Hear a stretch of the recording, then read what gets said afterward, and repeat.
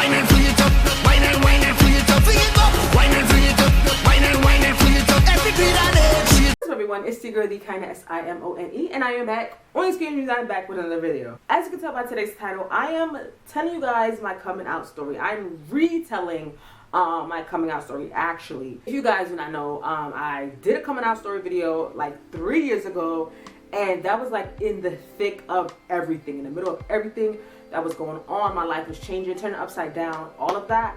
And I looked at that video the other day and I was like, yo, I was so mad, so angry, so hurt. Like you can see it on my face, right?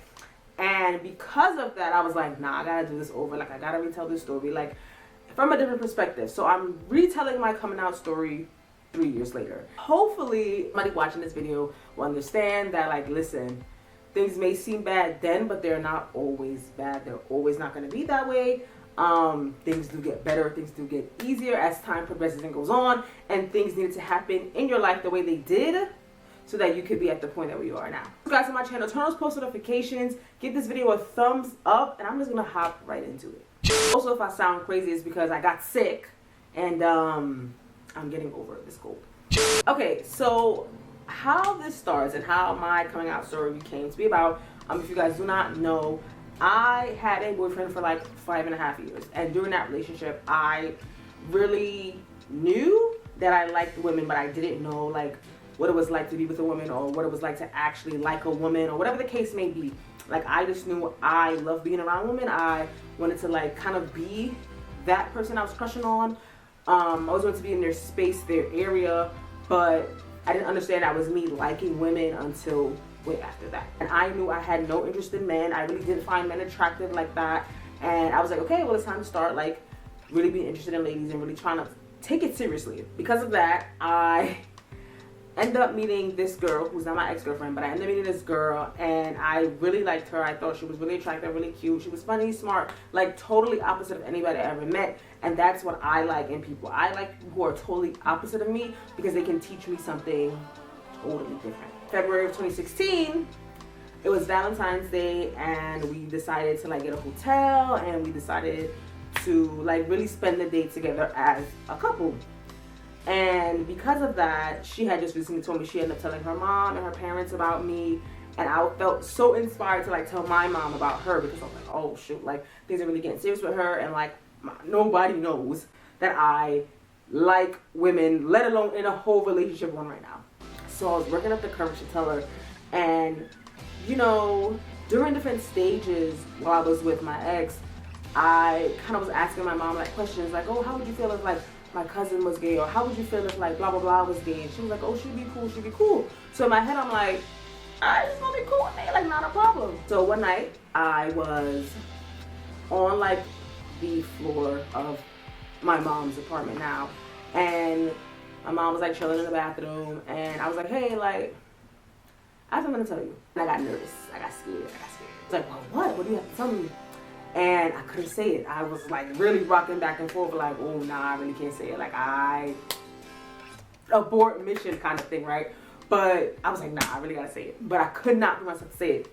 So she started to list things like, oh, you pregnant, you have a boyfriend, you taking drugs, all these other things as you get into like grad school, all these things that were furthest from what I needed to say. And I was like, no. And maybe about like a minute of listing later, the last question she asked me was like, do you have a girlfriend?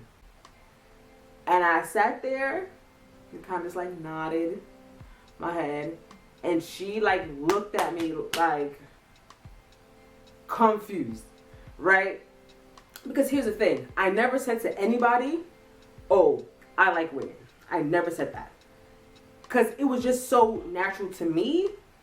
Because really love is love, right? So it didn't really matter. It was coming to the conclusion that I needed to tell people I'm in a relationship. So I told her like, yeah, I have a girlfriend. And she kind of looked at me like, since when, you know, since when did you have a girlfriend? Who is this girl? Why didn't you say anything sooner or earlier or whatever? And I was like, I really didn't know what to say or how to say it. You know, I just knew I had a girlfriend. And at this moment, she was like, no, that's impossible. And I'm like, what do you mean it's impossible? She was like, you had a boyfriend, you know, there's no reason how you should have a girlfriend now. So I was trying to explain to her that, like, yeah, I have a girlfriend, and yeah, we've been together for some time or whatever. And she's like, no, like, that's impossible. Then she was like, you know, I used to work for a theater company. So she was like, oh, you're letting them theater kids get to you, like, all them theater kids is gay, so you letting them gay kids, theater kids get to you. And I was like, no, that's not the case at all. Like, I've been on like this till like 14, but I just didn't know what it was. I didn't know how to say anything. She was like, why didn't you say anything sooner? You had a boyfriend, so it's impossible. Like, really telling me that it was impossible for me to like girls after I had a boyfriend. And like, bisexuality is real, right? I'm not bisexual, but bisexuality is real. So if the case was I was bisexual, like, you were just negating my entire bisexuality presence. Because of this, like I said, she was in the bathroom chilling. She got up, went to her room, and kind of didn't say anything else to me after that. So I was like, okay, I don't know what's happening. I don't know what's going on. As months go by, I'm hanging out with my girlfriend more. Like, we're spending more time together. And I'm trying to kind of be open about the situation. Trying to be open about me having a girlfriend. I'm trying to be open. It seems like she was trying to close herself off. So I was like, you know what? I'm not going to push it any further. I'm not going to try to talk about something that she wasn't ready to talk about. So life just kept going on, and I just came in out hanging out with my girlfriend more and more. One day in May, literally like 3-4 months later, I was on the phone with my girlfriend, and she was like, are you on the phone? And I was like, yeah. She was like, okay, I'll talk to you later. And I was like, what? That's not right. I was like, hold on, like, let me go see what's going on with this, because it sounded kind of serious. So I was like, hold on. So I go into her room, and I'm like, you wanted to talk, you need to say something. And she's like, you know what, you're on the phone, like, talk to me when you get off the phone. And I'm like, no, like, you're not gonna come ask a question, ask someone on the phone, and then you make it seem all cryptic and scared or whatever. Like, no, talk to me now. So she's like, never forget these words, baby, never forget these words. I can't stand to see you walking around here all happy and me being all miserable. So I'm looking at her like, what? I was like, what are you talking about? And she's like, you and this girlfriend is really bugging me. Like, you having this girl is really taking a lot inside of me. It's making me, like, feel bad. It's making me feel depressed. Like, I had such high hopes for you, and, like, you disappointed me because you have a girlfriend. And what I see for you is gone. What I envision for you is gone. The life I have for you is gone. You know, you're not going to have a husband. You're not going to have kids. All of this other typical, stereotypical bullshit that parents want from their child. So I literally had to look at her and was like, okay. I was like, one, I told you I didn't want kids, and I've been said I didn't want kids from 3 years before that. And people thought I was joking. I still do not want kids. It has been 6 years later since I declared I don't want kids, and I really don't want kids. And I look at people's kids and I'm like, that ain't for me. At least I don't want a baby. Let me clarify. I do not want a baby, and I really don't want kids, but like, if it ever came down to me having kids, like something that I really wanted to do in life, I would adopt. I'm not birth a child. I don't want that experience at all. If my partner ever decides to birth a child, that's fine. But I also just don't want babies.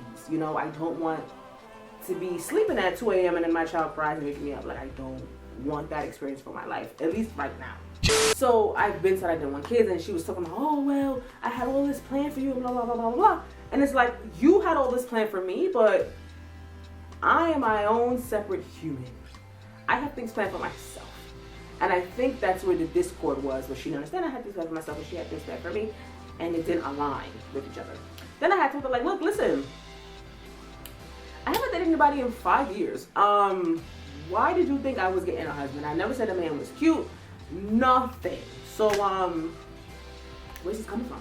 And she's like, oh, you know, I thought you was just like waiting for the right person to bring home. And I'm like, so you think I'm out in the streets fucking and sucking? No, pretty much. I mean, yeah.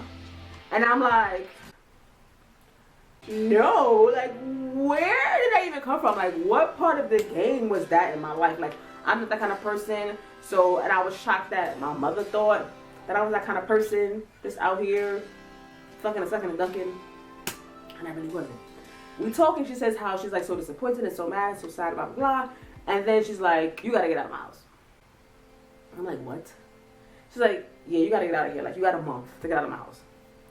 So I'm like, are you serious? Like, you dead ass? You serious? And she's like, yes.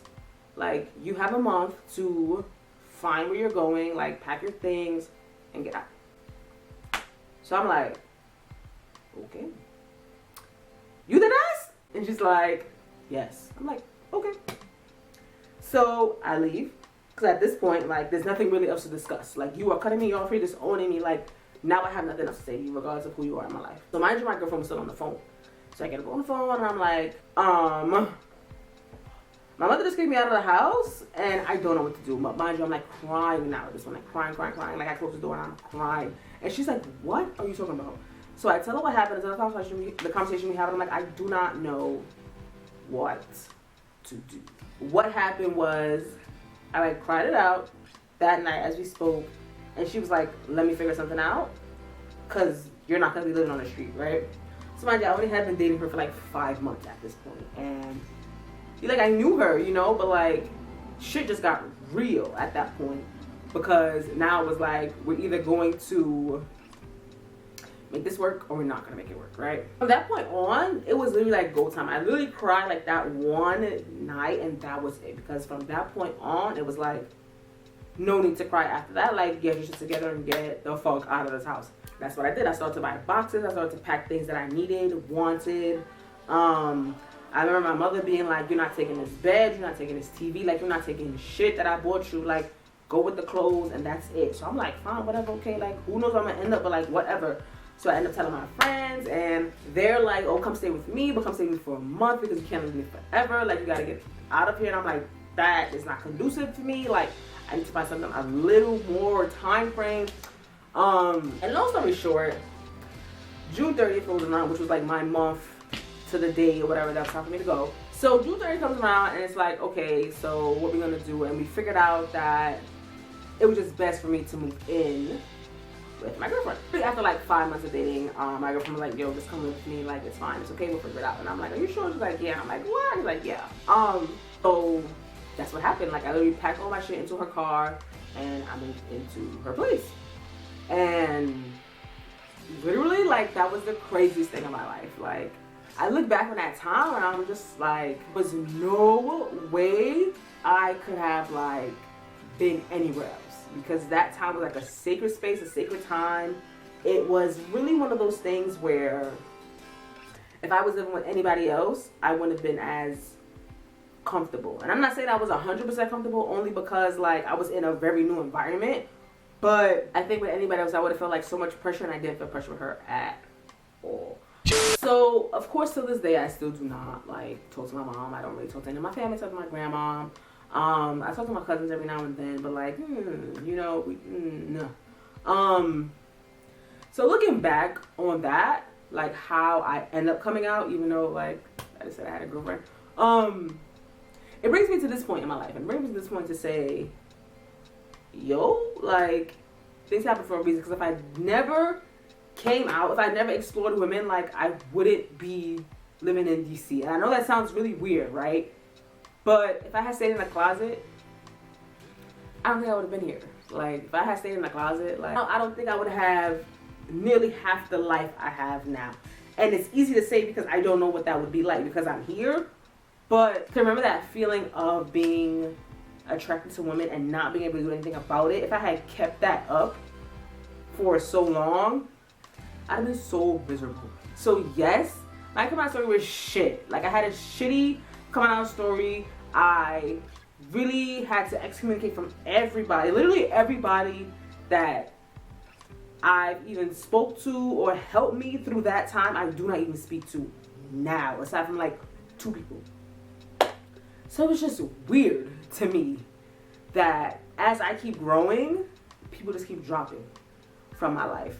And as I keep moving in this path of being my authentic self, I feel like people can't handle that. So do I wish that like my family was accepting? Of course. Are they ever gonna be? Who knows? But I know for me, I gotta keep doing this for me. I gotta keep living my life. This is my life and nobody else's life, you know? So I just wanna say to y'all, if y'all like have some kind of inkling to say something to somebody, and if you feel comfortable, do it. If you feel like when you come out and people are not going to be supportive, then those are not your people. And I know that's so hard, but like, you have to live your life for you. This life is really short. You only get one. Right. If you like this and be like, yo, it's not your time, like, it's not your time. Like, don't rush it. I think my only one regret is that I kind of rushed it. I kind of rushed my coming out story, but I was going to tell that story just like that either way. I was going to say I have a girlfriend and I like girls. So regardless of the case may be, like I kind of regret it, but I don't regret it because it was going to end up the same exact way anyway, because I was dealing with a person who didn't understand sexuality is fluid. That's all I have for you guys today. I felt like I had more to say, but I feel like this video is getting kind of long and I don't want to bore y'all, and my throat is bugging me out. I've coughed like a million times throughout this video. So subscribe to my channel, turn on post notifications. As you know, Pride Month is here. I'm giving you guys videos every few days this month. So I hope you guys have been enjoying this Pride Month. I hope you guys love the videos. I'm going to leave every single video in the description box down below if you have not caught up. And I will see you guys in the next one. Bye.